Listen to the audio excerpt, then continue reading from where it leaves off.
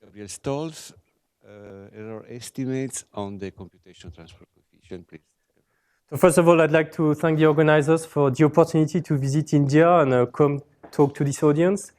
So the talks we've seen until now were rather about, well, there were mathematical claims, numerical simulations, but somewhat, in my opinion, there was something missing, which was the analyzing how simulations are performed. So we see a lot of simulations, we get a lot of insight from them, they help us building new theories, checking theories, but at some point I think we should reflect on how the simulations are performed and how correct they are, I would say that. So putting error bars, discussing this is very important, that's one thing for sure. But there is another thing which is important, is that there are ways sometimes to do simulations more efficiently. And I think that more effort should be spent in well, thinking about how to do simulations more efficiently.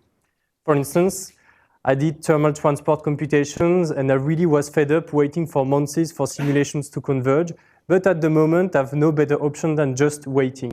And I think many people just wait and are fed up with waiting. But I mean, I tried to convince my fellow applied mathematicians colleagues that they should enter the field, and now I'll show you one example of why it's interesting to have applied mathematicians sitting in the room.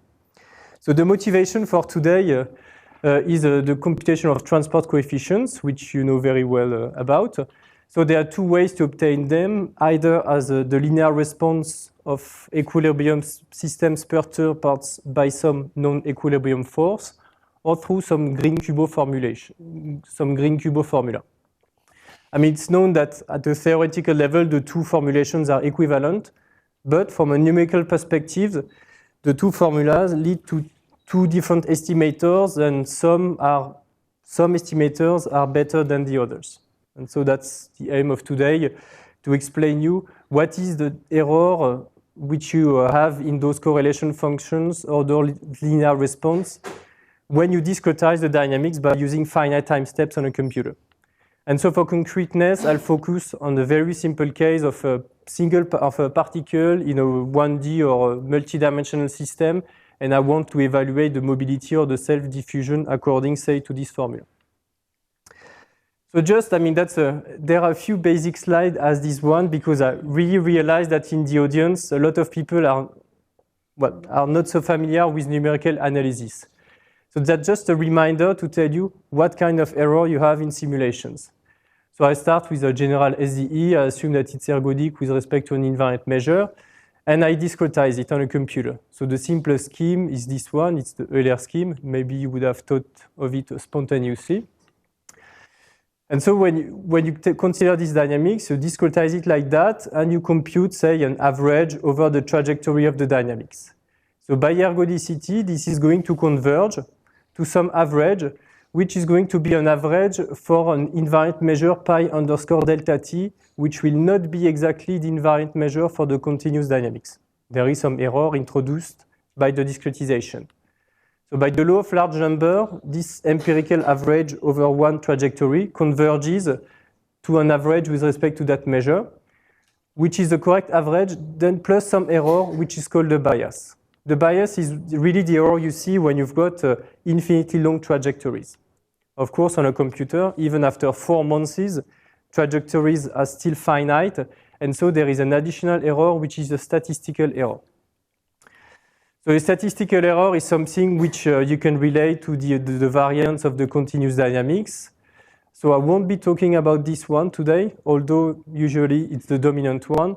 But I will focus on this one, on the bias, so really the error you have after having waiting years, decades. And so it's really the remaining error, the error which you will not be able to remove by having longer simulation. So the systematic error on the computed properties. So first,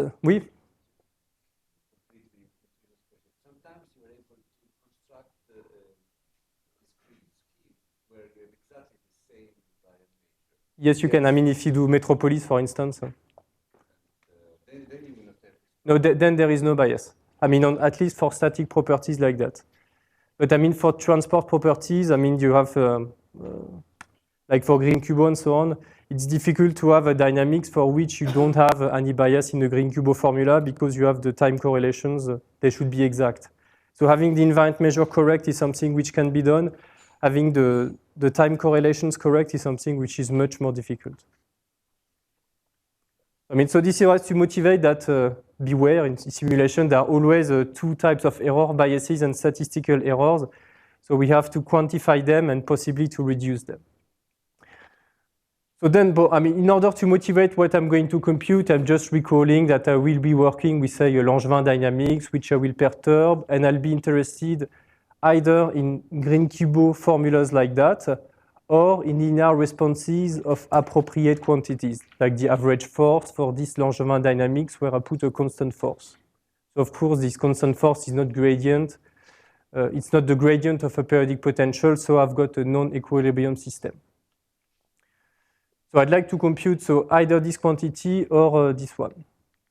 And I can do the same for overdamped Langevin. And the general framework is that I have an ergodic stochastic dynamics, a generator like that.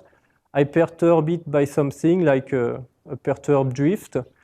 And then I want to compute the linear response of some quantity of interest, R, which has average 0 at equilibrium. So, I mean, this is linear response. That will be one part of the talk. And if you do the little algebra, you look at how the invariant measure is perturbed, and so on. You can rewrite this as a Green-Kubo formula, where this function S here has some expression which depends on the perturbation you put on the generator. Right, and to do this passage from here to there, you need functional equalities, ensuring that those integrals converge, as we heard this morning. So, I mean, here at this stage, it's really, I mean, it should be clear that my aim today is to say what are the errors when I discretize this on a computer or when I discretize that. From a theoretical viewpoint, those two things are equivalent, they are exact. And now, what if I use finite time steps? So first, I have to recall you, what happens for equilibrium dynamics. So the basic object for that is what I call the evolution operator. And this gives you the average evolution over one step of the Markov chain you obtain when you discretize your scheme. We say a scheme is, for instance, this one. So you start from xn plus 1, you say xn plus delta t b of xn plus then the random increment.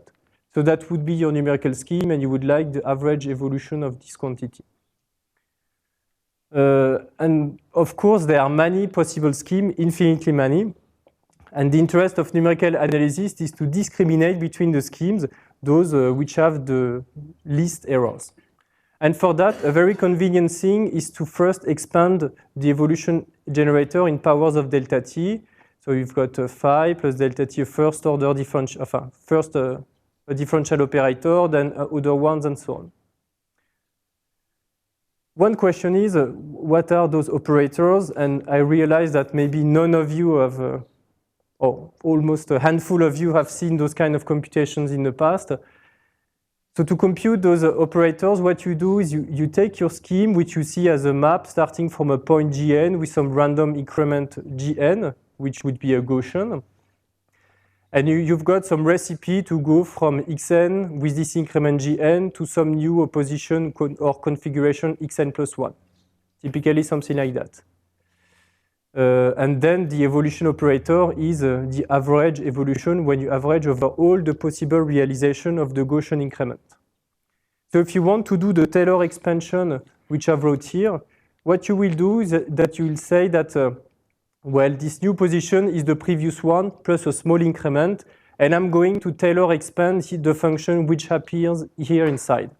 So you do your Taylor expansion up to order what you need. It can be very large. Then you replace this little increment with this thing, so the random increment and the drift multiplied by a time step. And then you do some lines of algebra to gather everything in appropriate powers of delta t. So fractional powers of delta t are usually come usually with odd powers of g, and then you've got integer powers of delta t with quantities like that and so on. Then you take expectations with respect to g, and this, for instance, transforms into a Laplacian. And so here, I've shown in a few lines of computations, which are a bit painful and which, you should do quietly if you really want to convince yourself that I didn't make a mistake. So I've shown that P delta T of phi is phi plus delta T times L of phi, where L is the generator of the dynamics, and then something of order 2. So this means that this allows me in formulas like that to say who is A1, who is A2, etc., etc. So it's long, it's painful, but it can be done. And you can use Maple for that as well if you're not confident in your computations. So we say that a method has a weak order P when the operators which appear here are the generator to the power P divided by factorial of K. And in that case, you know that the expectations, so time-dependent expectations, are correct up to errors of order delta T to the power P for finite times. That's really an important statement here. So that's the usual numerical analysis for FDEs. It's error estimates for finite times. We, on the other hand, want to go to infinite times because we want to look at averages over a very long trajectory.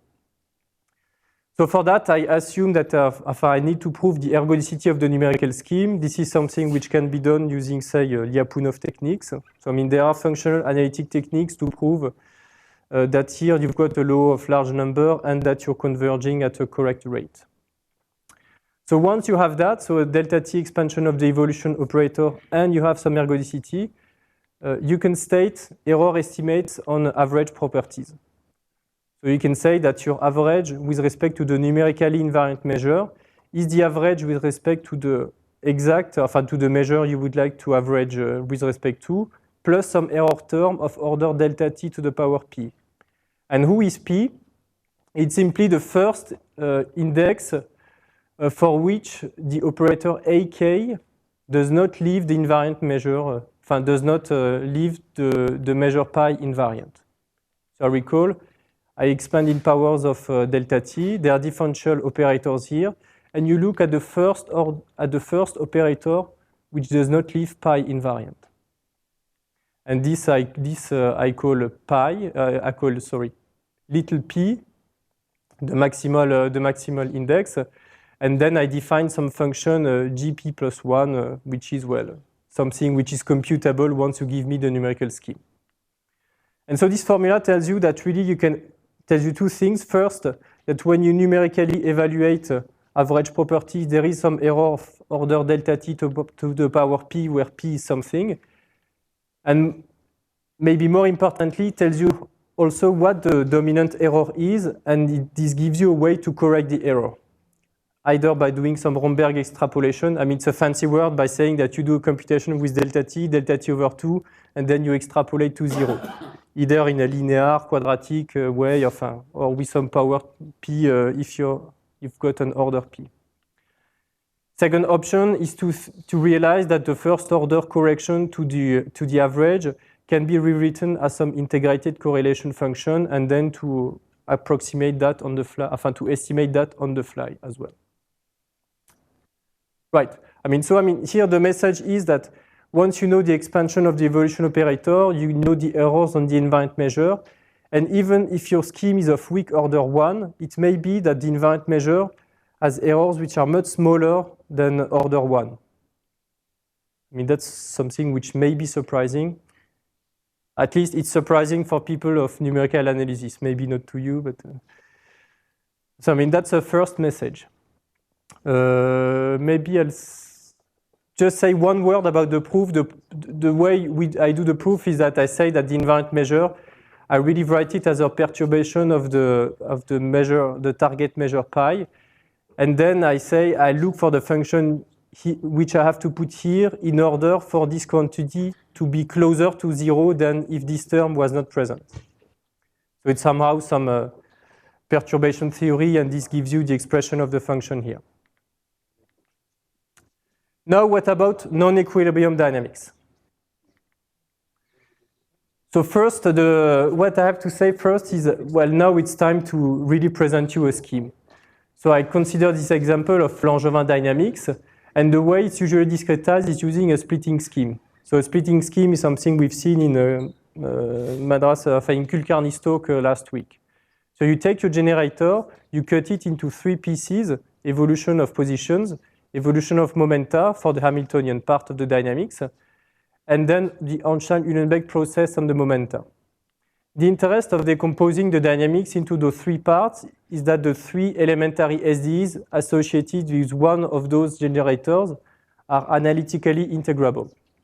So I mean here it's simply positions are evolve according in a ballistic manner according to the momenta, and here it's an Einstein-Uhlenbeck process and so on. So once you've cut your generator into three pieces, then you can construct a numerical scheme by saying that, well, I integrate this for a time delta t, then that for a time delta t, then that for a time delta t. So this would give you what is called a Trotter splitting, for which, I mean, evolution operator can be written as the composition of those semigroups. And in this case, you've got methods which are of weak order 1 by construction. You can also decide to symmetrize things. Oui?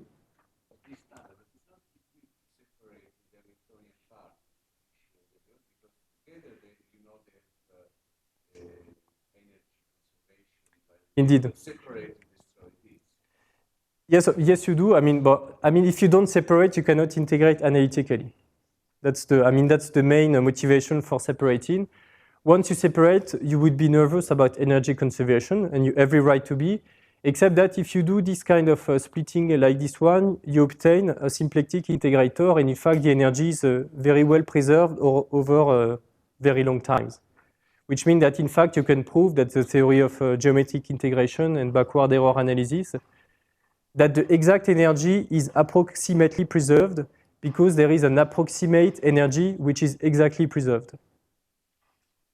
Okay. I mean there is a wonderful literature on that. I can tell you more about it. It's a fascinating subject. But okay, today we do a stochastic dynamics, and so anyway we don't have any energy to conserve, so it's not a too bad thing to cut into those three pieces.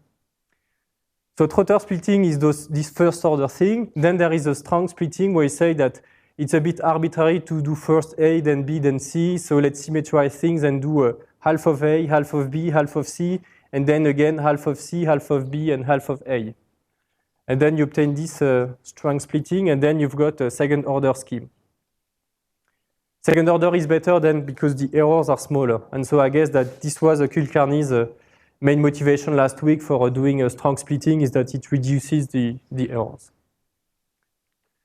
Okay, and in equation, what does that mean? For instance, the second order scheme is this one. So for the people who know about numerical simulation, the central part would be a Verlet scheme.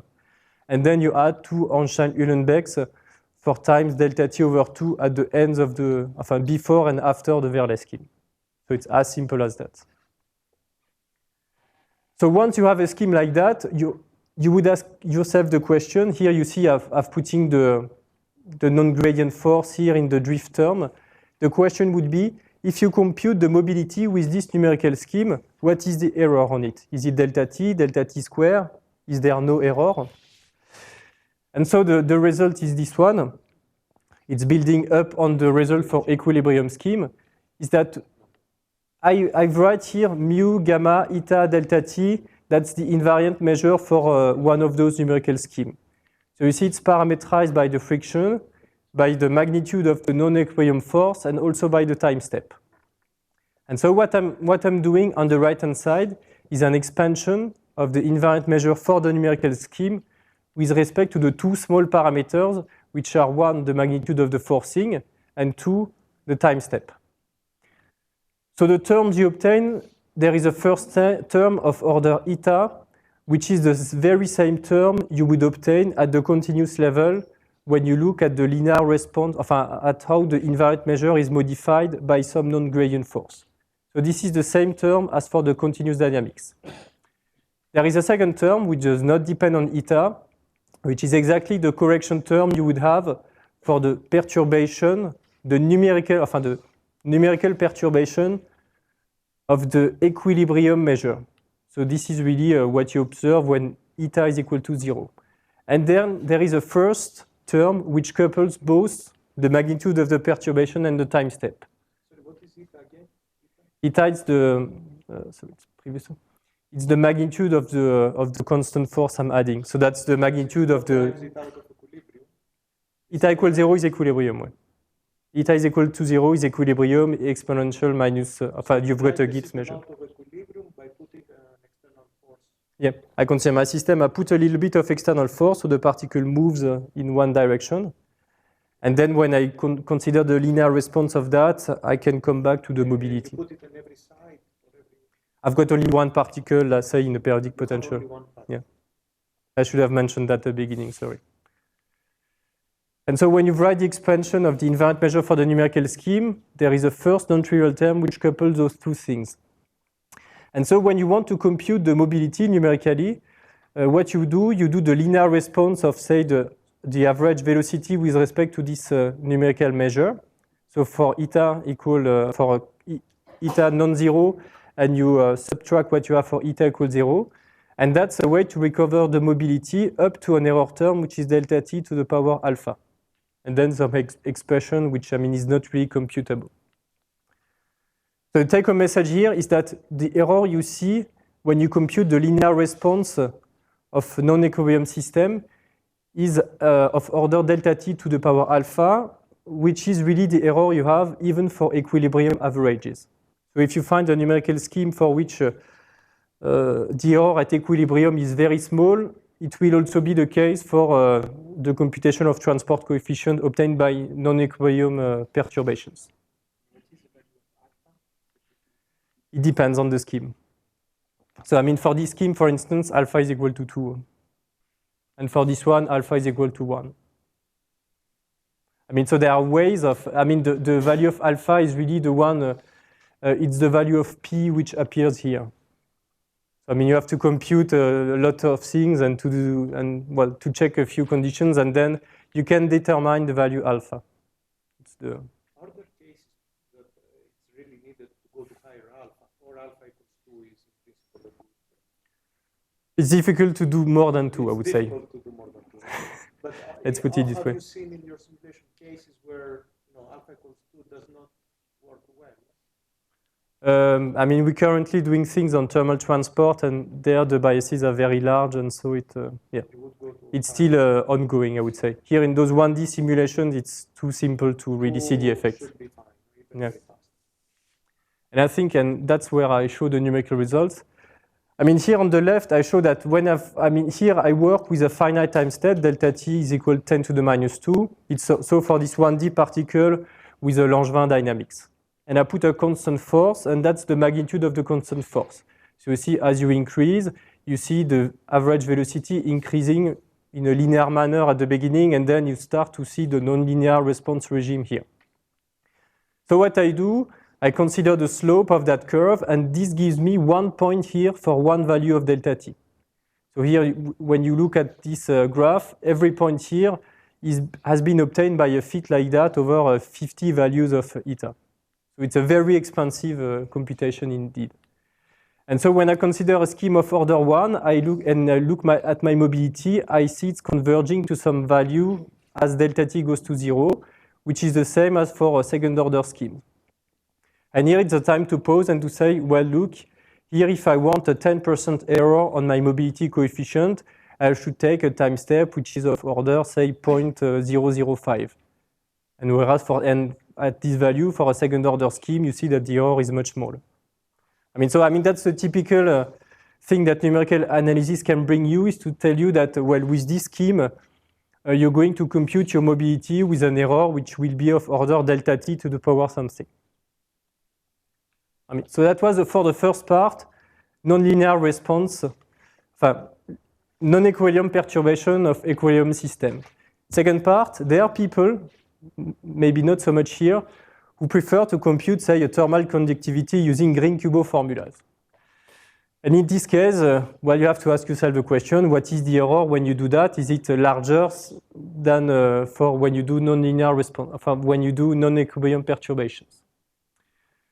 So the setting is a bit more complicated. Now I need two things. First, I need to say I need a preliminary result which tells me that my equilibrium measure is correct at an order delta t to the power alpha. We've seen tools to do that before. Second, I need an expansion of the evolution operator where the first operator appearing here is really L. So I need schemes which are always of weak order at least 1. And on top of that, I need the ergodicity of the numerical scheme in the, well, which means that I need an exponential decrease in some weighted L infinity spaces.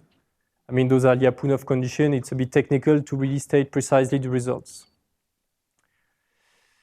And then the result is the following one. So the Green-Kubo formulas like this one can be approximated using Riemann sums. So I mean delta t and then autocorrelations computed at at the times at some between successive positions of the numerical scheme. But I mean, in order to have a good error of order delta t to the power alpha, you need to slightly modify here the function you consider in the Green-Kubo formula. I mean that's the first message. If your invariant measure is correct at order delta t to the power alpha, your Green-Kubo formula will not be correct more than delta t to the power alpha. So there is an upper bound on the correctness of the Green-Kubo formula. Second, in order to obtain this optimal upper bound, you need to modify the function here over which you're taking the correlations. And you have to modify in which way? By this horrible formula. So I mean, as you see, there are operator L-1 appearing here, which is bad news because, of course, no one knows L-1. Otherwise, we wouldn't be there, probably. And so what it means is that this correction function here can be computed only when the operators AK, which appear in the expansion of the evolution operator for the numerical scheme, are proportional to L to the power k. So in some sense, maybe you're not of weak order k, but you are close to a weak order k, or your weak order k type. So in this case, you can compute these correction terms, and maybe you can obtain this kind of error estimates for the Green-Kubo formula. So there are two simple cases, and maybe those are the two ones you should bear in mind. If you've got a scheme which is of weak order 1, essentially you've got an error of order delta t in the Green-Kubo formula. If you're a scheme of order 2, weak order 2, then if you do a trapezoidal rule, this formula tells you that your Green-Kubo formula is correct at order 2. So that's the main output of that. So for instance, if you do thermal transport, it means that you should really do this trunk splitting, where you first do Einstein-Uhlenbeck, Verlet, and then Einstein-Uhlenbeck. Otherwise, the Green-Kubo formula should be correct only at order 1 and not order 2. Then I've got, well, now at this stage, I already had the question, so I mean, thank you, Dimitri, for asking that. At this stage, you could wonder, well, what if here this alpha is infinity because there is no error on the invariant measure? I mean, this happens, for instance, if you use Metropolized schemes. And then a question is, well, what is the error then in the Green-Kubo formula? Can it be made arbitrarily small? So I've tried that, and in fact, the whole motivation for this work was a question asked by people from theoretical chemistry. Theoretical chemistry means the people doing computations, because not really doing experiments, so rather doing computer experiments. So I mean, they're being called theoretical chemists, but sometimes not that theoretical. Anyway, they were doing those computations of mobility for ionic particles, and sometimes the random increment was too large and two ionic particles would come too close, and then they would have a 10 to the power 6 number appearing in the computation. So they wanted to stabilize the Euler-Maruyama scheme, and the way they did it is to use this Euler-Maruyama proposal as some proposal function in a Metropolized algorithm. So they would say, well, that's a tentative move, and now maybe I'll check whether I accept this move or not according to a Metropolized criterion. And so that helped them stabilizing the simulation, but they were nervous about how much it corrupted the result from the Green-Kubo formula. So the first point is that from the previous analysis, we could prove that, I mean, if you do that, so this Euler-Maruyama plus Metropolization, then the errors were of order delta t. Then, of course, when we asked them that, they told us, well, maybe you can show us a way to reduce that error, now that you've understood where the error comes from. And that's how we came up with a modified scheme. You see, that's a scheme which is, I would say, less obvious. And when you have a look at it, I mean, there is no way you can think of that spontaneously. I mean, why just the random increment, dot gradient v in there? I mean, it just doesn't make any sense like that. Well, it turns out that it can be motivated by, well, by some Hamiltonian reformulation anyway. So we came up with that scheme, and when you do Metropolized on top of that, then your error is of order delta t to the power 3/2, and you can even reduce it to delta t squared when you use what is called the Barker rule. So in this case, you really reduce the error in Green-Kubo from delta t to delta t squared. But I mean, by doing that, you increase a little bit the statistical error by a factor 2. And I mean, this is the last technical slide. It's really to motivate that it's working well. So here you see the black things is what you would obtain with the standard, I mean, I would say off-the-shelf numerical method. The simplest, the first scheme you think of, and well, the usual way of computing transport coefficient using either Green-Kubo, using, for instance, Green-Kubo formula. So you see that for time steps, which are not very small, like 10 to the minus 2, I guess that everyone would vote that it's not so small, you can have errors in the diffusion coefficients which are of about 10 to 20%, which is a lot.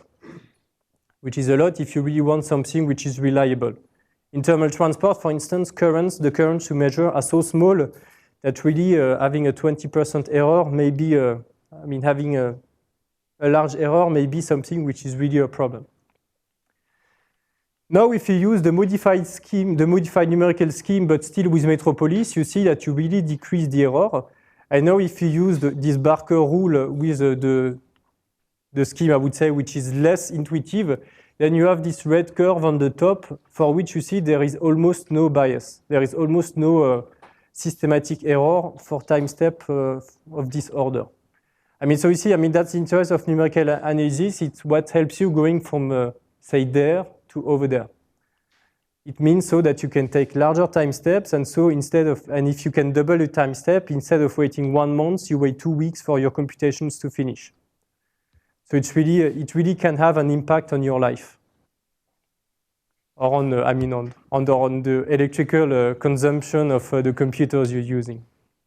So you really ought to spend some time thinking about how to do computations faster, because in the end, energy has to be produced and humans have to wait. So as a conclusion and perspectives, the take-home message is that, well, there are systematic errors in Green-Kubo formulas and linear response of non-equilibrium systems, which are not the same. Some are smaller, some are larger, and you really need numerical analysis to help you think about which method to use in order to have the smallest error. And what we've seen is that even though it's somewhat infinite time horizon results, either because it's steady state averages or infinite time correlation function, the errors in the end are determined by weak error type conditions, so conditions which can be checked by what's happening over just one time step. I mean, it's a pretty amazing for mathematicians that by just looking what happens on one time step, you can have some insight on the errors you obtain by over infinitely long trajectories. And so numerical analysis is here to help you, numerical analysis in general, and me in particular, are here to help you devise appropriate numerical schemes. I mean, all this was for systematic errors, so it's nice, because systematic error can be large, but in practice, in fact, I mean, that's the honest part of the talk. In practice, what kills you is statistical error. And this is something which is more complicated, because then the issue is how can you reduce the variance in your simulations? And this is way more complicated for non-equilibrium systems. So for equilibrium systems, there are lots of techniques out there, like importance sampling would be one method of choice. But for non-equilibrium systems, this is very difficult, because when you start perturbing the dynamics, you don't know how you perturb the invariant measure. And so you don't know how you can recover transport coefficients. So it's really, reducing the variance in simulation in order to make a more efficient non-equilibrium simulation is really a challenge, I think. And there are not sufficiently many applied mathematicians thinking about it. And that's why I've suggested to Julien Roussel, who's sitting over there, to work on that for his PhD. And so he's starting now to try some method of control variates for the simulation of thermal transport. Okay, so thank you for your attention.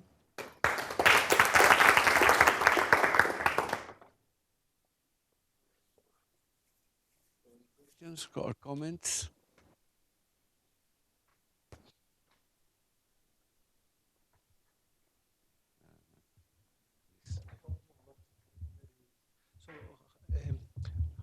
Have you thought of going to more particles? I mean, if you want to define a numerical scheme for n interacting particles, so it would complicate things a lot. No, I mean, so for instance, if we go back to the typical schemes I use for thermal transport, so I've got this chain with Hamiltonian dynamics and just Einstein-Uhlenbeck at the boundaries.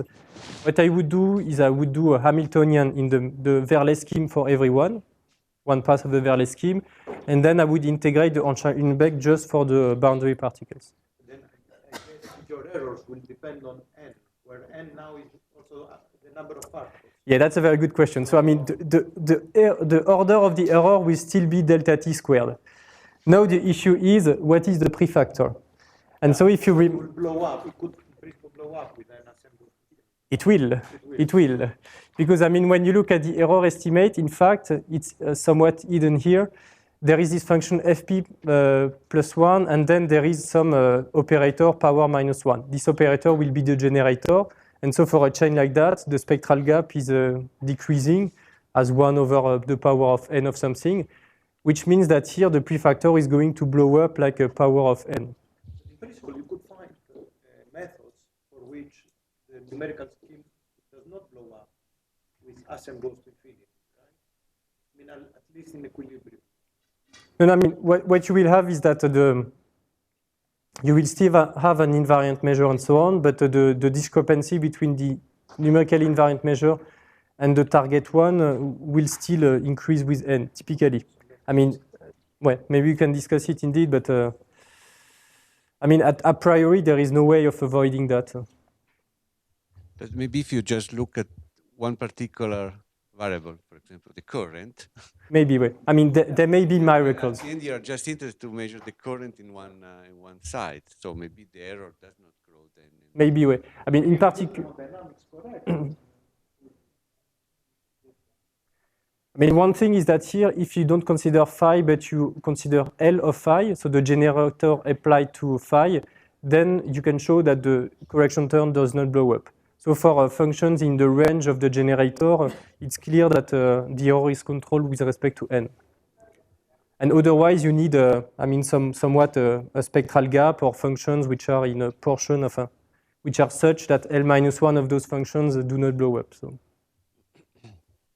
it's maybe pessimistic, but I mean, I've never checked, and I'm not sure anyone has checked whether, for instance, the average thermal current, how the systematic error grows with the system size. Because of course, you first would have to converge it sufficiently accurately in order to remove the statistical error.